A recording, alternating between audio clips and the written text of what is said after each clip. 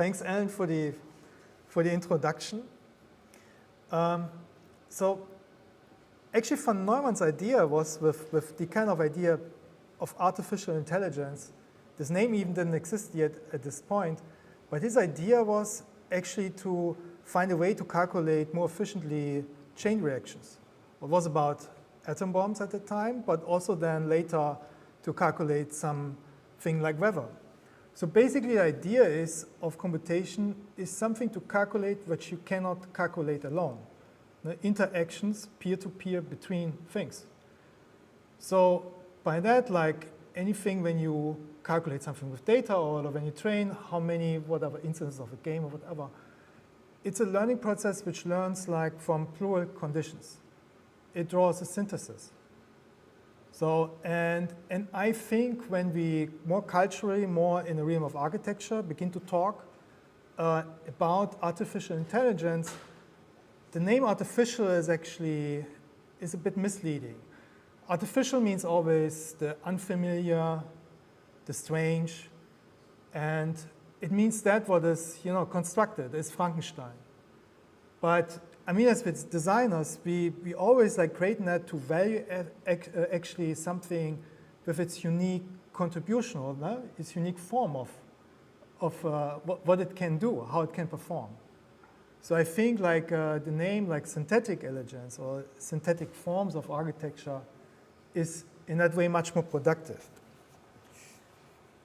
It's also, I don't think we can apply or like, those images, so everything what you see now in this lecture is everything what I produced not only one summer, also like being at the same time on parental leave.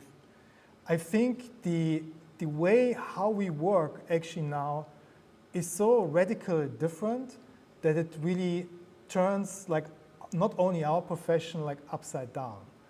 And that means that it like questions all the way or the stream like how what we consider as work or as labor, as like how we put energy into the work of being an architect. So, and like, so I want to start like, for some reasons, like everyone is also a bit scared of that always. Like when I never got like so radical different kind of opinions about some work or feedback that at once like it's amazing or like people feel very much offended. And I think it has very much to do how we by ourselves conceive or as designers, as architects, how it influences like a really like a traditional habit of doing things. So, and this goes like usually like you're the expert who takes an idea, an intuition, who takes a commission, and you're the one who begins to draw that, no? who begins to pull out notations and then provides in a way, not the building, the notations for constructing the building. Right? So you're like, in a way, this black box, and of course, you're the guy who can, if you conceive your profession like so, will be automated. So architects not always like actually needed drawings to build or to bring, in a way, organize everything that we can actually build and articulate buildings. Like take Gothic cathedrals. There was not a single drawing needed for building those. So it's something which started, of course, like in Western tradition with Alberti, and generally like the idea of delegating and building as a conceptual thought. So, and then what we understand as our expertise is then, like what you do is like making this very specific expert drawings. And our skills we see as this kind of helping construction, like axis symmetries or something, like to compress information needed for, in a way, then delegating a building. So, long time ago, or through the centuries, this was aligned with also with the economics of a building. If I can something easier understand, or if I have a symmetrical building, I need just half to draw. I need also just half of it to understand that it's buildable, that it's navigatable, and so on and so on. So, and this is like the big achievement of this form of doing architecture. Durand, I can now the whole governmental buildings or institutional buildings of France, I can actually just in a set of diagrams, or what we call today diagrams or party notations, in a way, compress and reduce. And we still, we still talk about that or see it successful as architecture, like when you have parametricism, we see it as successful as architecture that you make from very little input, like most complex, most complicated or whatever forms. So, so we communicate what our success lies in making a building, which is somehow strange because a building is actually not about to make from little a lot, but actually making from a lot of different inputs is actually exactly the reversed way as these drawings actually work in reality. And we see our contribution always, that's the narrative. Of course, this whole isn't narrative of postmodernism, like reflected, like how we understand that. It's like has a legacy, how we teach or learn histories of architecture.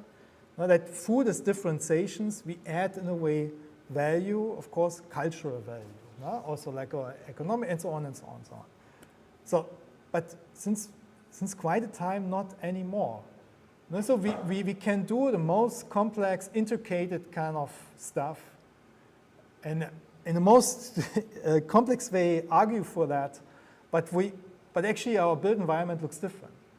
It's much more much more often very redundant. Now we see like actually exactly the opposite is happening, and it's happening because like also culturally we shift in a different form of economics, politics, and whatever, and this has to do with digitalization. It has to do that value today is computed. Like why actually housing becomes redundant or exchangeable, because it's actually some asset which is traded on financial markets through retirement funds and so on. So something what's exchangeable is easier to exchange, very literal, like to trade. So it's clear that I want actually, or like from that point of view, to have a very redundant, exchangeable kind of form of environment. And I just want to raise, or like I think we need more consciousness towards those issues that we actually deal with a form of computability of value in a way. And we need this as a discourse also between us architects, like how we value or like position also our work. And it's a great moment now, because with those new tools, this also arrived in a way in the practice of doing things, of designing. Because from now, everyone just like can, who has an access or has a cell phone, has an access to internet, can literally draw anything by desire, from any place, at any time, but also instantly and at no cost. Wow. So a time to get really nervous and really but I think also very much for the better. So, and this talk is a bit about that. So there was of course, text to image prompters, DALL-E, Midjourney, stable diffusion, party here images. So of course, how they at the moment work is like you describe with words some content which you want to illustrate, and zip, you get an image for that. It's very Freudian if you begin to work with that. What is your first prompt? Say something that I'm looking into other flaws with my first prompts. I don't want to talk about the kind of mysticism, how text or how meaning of text relates to those outputs, because we went already through this in the discipline. We know this all, that a building has nothing to do with text. It has nothing to do with language and with the meaning of that. So, and it's also a dangerous territory because it meaning that you're talking about the control, about power of something, not about empowering. Building has always its own language, and one of my favorite examples, also the most historian, is like here, the Ranki-Wav, like a stepwell. So this is like, architecture is always something that computes like beyond the language, with its own language, but also synthetical, by drawing different forms of computation together. In forms of computation, okay, like what is that form of artificial? Like people cannot compute to gather rain or water. You cannot compute temperature. So for that, we augment since thousands of years, in a way, buildings to do that. There's a form of computation already. when you can interpret it in that way. So also what here, okay, like some people carved like really dig into the ground, no? like to collect gather water. You have these walls, they lower the temperature in this place. Also anyhow, people come. Now instantly this turns into a market in a village, in a little city at its best times. You see, there's a synthesis of those things coming together. Talked about that no, like how we perceive always, like in a very cliche, like the expertise of drawing or notating, no? And this kind of question of worrying, but actually like what we see it more should see it actually as a potential, or like as this kind of like freeing actually from the labor to draw, no? Like what's actually going, what these technologies enable now. When you think about it, there's this kind of joke from Corbusier, or a journalist comes to Corbusier and asks, why your office just starts at 11 a.m.? Why not earlier? And Corb says, yeah, they all go for carrying out magazines or newspapers. So you had to work because you didn't get paid in Corbusier's office. How many offices like depend from really precarious labor conditions in architecture? No? We know all those kind of stories and histories, and even like accept like the idea of an unpaid internship and such things. This things ends. This is it's beautiful in a way, like what it means, like how we by ourselves like relate to each other in like making a practice of practicing architecture. Not so that it means also that the idea of an expertise, it's completely changing. Now, there's this famous quote like, an expert means you're very great in one thing. You need 10,000 hours of doing something that you have a close reading of it, that you have your profession. 5 years of studying architecture is actually 10,000 hours in a 40-hour week. It's not coincidence that our curriculum looks like that. It's a modernist understanding that you learn something, you're going out and applying that kind of knowledge, what you got instructed all of your life. Anything what is so structured will be automated. Because, what like introduced, like it's very easy to train a machine with something, even like from this going further. And it is actually, it's quite, like think about it, like what it frees up, like actually your time or how you spend your energy of studying. So flip it around, no? And this is like, we are, I mean, look, it's part of our culture, like who's not constantly internet, constantly like where are you at your place and so on.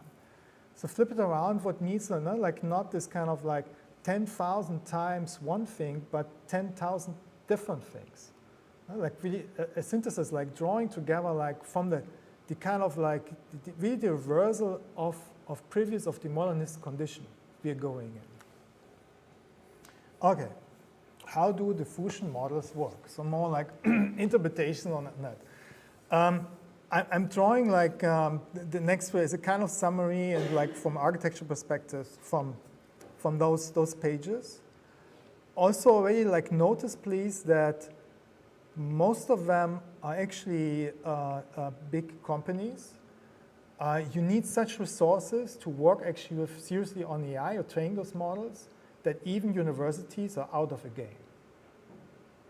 So this is like also like a first critique is by far too less people who are working actually with those technologies, who are conscious about that, what happens. So we need really like a huge consciousness to those topics and involvement. So of course it needs a cultural reflection and critique to those. So see also how the success, this is like from the paper from Google Party, the most precise or most successful text-to-image prompter, which at the moment, you never know, the development is like the pace is really is incredible. But here you see already that how much depends actually on data to train. So the current version is trained on 20 billion images. 20 billion. That's incredible. So think about the resources, what you need now for that. like already like the kind of consensus to use those, not only to gather, to use those images. Now, how do you prepare them? How do you crop those images? How you begin to compute them to understand, you know, like you need now to run actually object recognition, like, you know, and so on and so on and so on. So to train actually one of those networks takes weeks in a cloud computing cluster and costs you $1 to $2 million, one iteration. And maybe can give you an input, like what is the greatest sum of an NSF or National Science Fund. But I think it's already completely out of league that we can think in a university setup seriously to work on that. And this is a big problem. And of course, Google knows that. Of course, like this also, why we know that these technologies are at a kind of skill set that they even don't publish them at those kind of positions, because they know that it's disruptive. And they know also that they cannot even predict the outcomes. They know that it's critical, that it's biased, that it has, that's really like highly critical. But who can bring the input?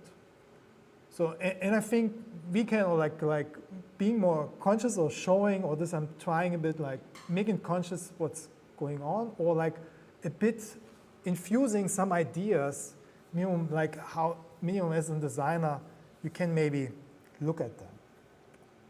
Okay. I'm completely intrigued or like by diffusion models. So okay, what the diffusion model actually does, takes an image and blurs that image, you know, like it diffuses by injecting noise. And then it looks at, it generates from noise a similar image by comparing that to a set of conditions. But when you think about it, that's the first time that we work actually with perception. That's the first time in architecture that we have a kind of way of looking to things and making things which works purely with aesthetics. It's a purely formal approach through aesthetics, no? Through perception or perceiving things. We were before always like, we were relying on access, symmetries, connectivities, you know, all kind of abstractions. But now we can, in a way, like to really how we in a way learn a machine how to look. At first, like the idea is really is beautiful with that. No? So you see how it's radically different to any form of making than before. So it means like it's not compositional. It's not driven by rules or regulations or algorithms. No? It's not like an old form of digital. It's also not a practice of behavior, social, political practices. Purely, in a way, like aesthetics. So, also, like, there's a diagram from from a paper explaining diffusion models. You see, wow, as an architect. I think the only message to take from that is a diffusion model is actually, we talk, or easily in discussions, people talk about tools. It's not a tool. It's a whole system or ecology of different models. So these things is not anymore like before, when maybe you're familiar with a bit of scripting or class or whatever, like we were before using in architecture and design realm. So these are really like, these are connected networks or APIs, it's like programming interfaces from different companies, from different realms, which in a way orchestrated together in the like stacked, layered forms of those models. So this is like, you find this also online in communities. This is hundreds and thousands of people working together on, in a way, like editing, improving, and so on. So then also how such a model actually now works is it doesn't take an existing image, it begins to learn from that image. So it begins to build up an abstraction, no, through that kind of like perception. There's also, so any kind of discussion about copyright is completely misleading. is like when you learn in a way to see, or like when you sketch like a whatever, like now the space, is something similar. And then it's by this blurring and reblurring, it uses a set of otherwise like trained models who can actually say what's the content of those images by relating it to text labeling, relating it to semantic maps or not, to graph scene interpretations and whatever, and begin now like by when this model in a way builds up from noise in image, now in a way saying what's right or wrong, or begin to adjust this internally. Interestingly now is this model actually is compressing, like it's interesting computationally because it's compressing radically, or like usually like by a magnitude of 4, actually the data it deals with. That's why it's interesting why you're not using the existing images in the first place. So let's compare this like to what does it mean. We're always so proud about architectural forms of notation. What does it mean actually, this form of compressing architecture or compressing information in like for architecture? No? Piranesi, beautiful drawing. No? Like you know how to cut a plan. There was this phase when we would transition discipline to the form that you begin to hatch. No? Like much easier to draw. So Piranesi's plan, okay, it already reduces that you don't need 20 layers like to show all the bricks, but it still is a drawing by showing walls, like now, or the plan consists of 400 whatever bricks. If I'm drawing this with a normal plan or architectural representation, I'm already reducing 8,000 stones in a way with that drawing to 8 walls. So I have a compression of magnitude 3 in a way. Those models have now a compression of another magnitude. It means like it's like one form of representation is the same as you would have 10 plans, or of, let's say, 3 plans, sections, a few elevations, a rendering in one drawing. See how much more productive or much more performative actually these forms of representation are. And of course, like a big meaning or big sense, like also to use them in a way for doing architecture. What means that means also now when I'm in a way prompting in image, this inherits like or embeds more information than a way just these images, and starts, for example, with material. So it's rough, it's a sketch. So also like these models at the moment, I see them only as a kind of proof of concept in a way, like where the train goes, where the potential is. So I can now switch easily with these models, for example, material. Well, like, okay, it looks like it's carved from styro. I can say, okay, like make something from steel. You get proportion like steel, but why not from clay or whatever? So interesting in those is now, like think further that very soon we will have models which already completely augment material features, structural features, for also, in a way, joint making and so on, that they can't inherently articulate. You would be a bit worried, especially when it gets then more in a realm like it you never saw before, that say, hey, but it's not really calculated. It's not really like using a structural form of calculation. But now, mind me, we went also like learning from history. That's like, Capo already said this, like actually like any form of calculation, any form of calculus is based on observation. Any form of formula which you use in your daily life for computing structures is at some point is derived from experimentation.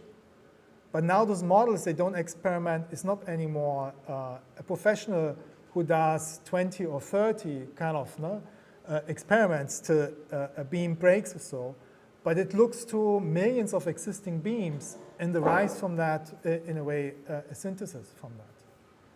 So it's clear that, so how does models now, so it's not only taking those images, they say like it's kind of layering of models.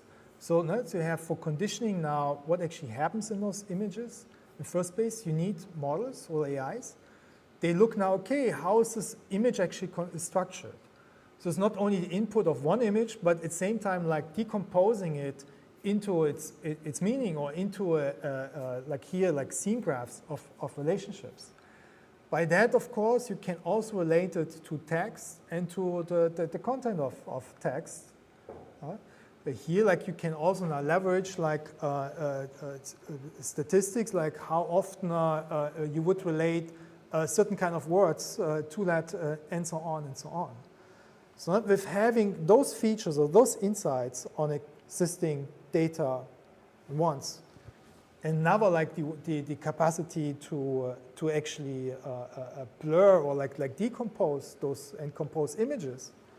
So now you can, of course, you can overlap this. So this is the diagram from the DALL-E model, no? And you can now, in a way, begin to draw in a way like with text. No? You can drawing and text become interchangeable by this, no? By having this interface. And this is then what this model does. No?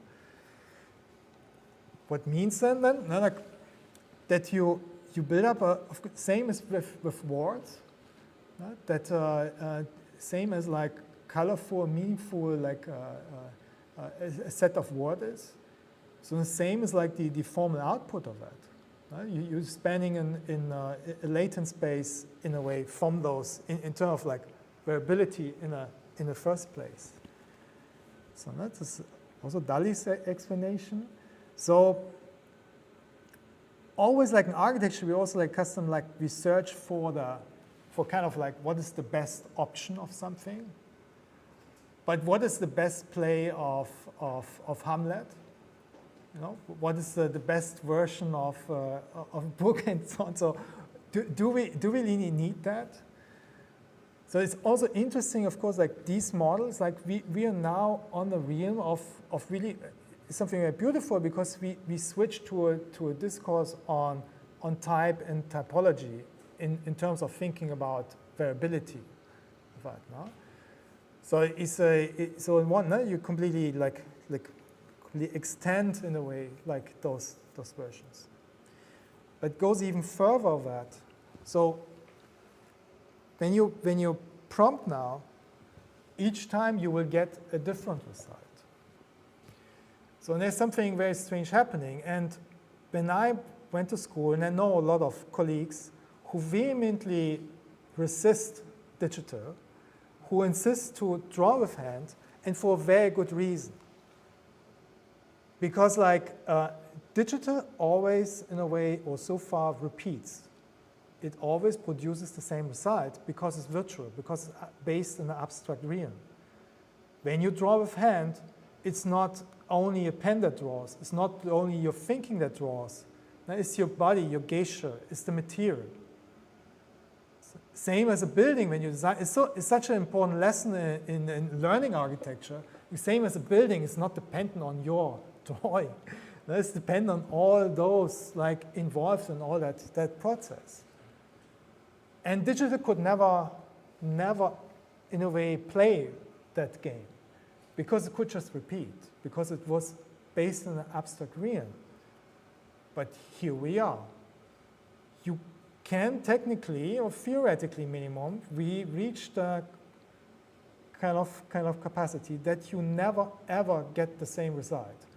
And this is very technologically, it has to do that you computing or the kind of blurring what you inject to the noise is computed on graphic cards, on GPUs, which run in parallel, which also are printed on silicon from molecules, atoms which decay over time, which are by themselves like indeterminate in their calculation. So we got so performative and so small scale with computing that we are unavoidable now entangled with physical matter. And there's something very beautiful in that kind of thing, that you can, when you compute something, you cannot avoid anymore being disconnected from physical matter. And I think that this alone changed a lot. Like, I think we have now those tools are in that realm of thinking what is analog, or why you would have the difference even of analog, digital, or taking this kind of bipolar kind of difference, why we can really go beyond that now. Because it's like in itself, like is this kind of indeterminate. And you see it also when you begin to interpolate, just look to this paper, is a different form, it's not formal purely how you would in a linear way interpolate content. Right? So it means now like when a network that learned that how to interpolate contextual, it means okay, that's not, DALI shows that you can now also, when you change certain aspect of an image, when you place now compositionally in item, the context change or like your item changes. No? It means also, okay, practical, that explains like now how in image processing you can add detail where never was before detail because you can contextual in a way derive that detail. The same with the coloring and so on. No? This is like technical. You can also, now we can begin to cut out certain areas of an image, replace that with something which is similar or different. No? So I think the right side is like synthetic, the other one is the same. Or like you do now, like you take the reverse from the cutout, that you, we take in a way the content gets the 3D. In architecture, we can inject the style. We can like, is it a style? No? We can now, I can take or say, hey, draw me something which is in the realm of a design space, a latent space of an architect, of a feature of an architect. But is it really then a question of style at this moment? When you can very intentionally now begin to construct or edit actually very intentionally certain points of that. When a style is always like a driving or like a materiality which is very unconscious, which is like part of a culture in a way, is it not much more relates to discourses on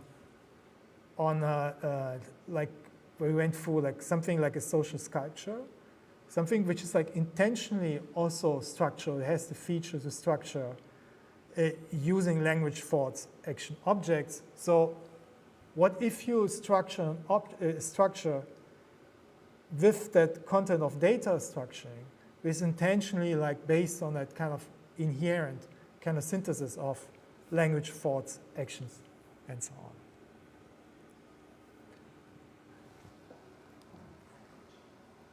I get the sign, and I think because we lost 10 minutes or so, like with this Zoom, that I should, in a way, hurry up over the lecture.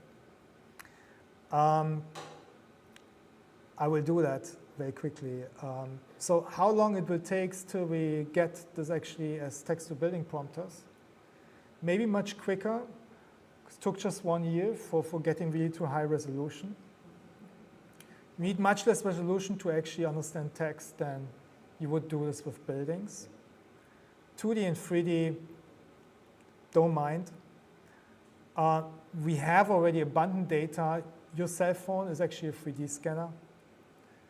But we know also how very intelligently to actually generate from images 3D and in a way like that drawing. This is now Apple, and I think like Apple TV will have a whole bunch of new series very soon. So, but I'm interested now, or coming to a conclusion of that, what this, when you have really, you understand this kind of plural capacity, in what kind of new forms of building and design, like as a collective kind of knowledge, a collective kind of discourse you have. Earlier version of that, crazy version. We know a history of that. I'm jumping this over. But here we are now. I'm now in a condition, like something I think which we very often like try to do, like what is like when I'm making really the building as a monument of its geography. So now we are already in the condition that I can compress a city as a building.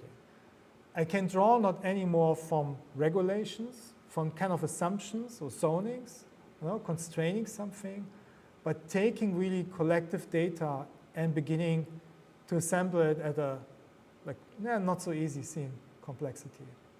And this in an instance of minutes.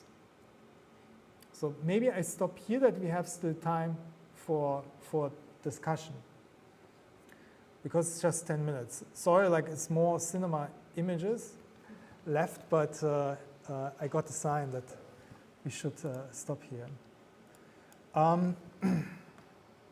So, okay.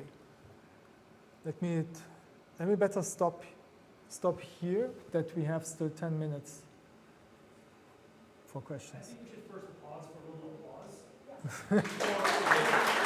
Just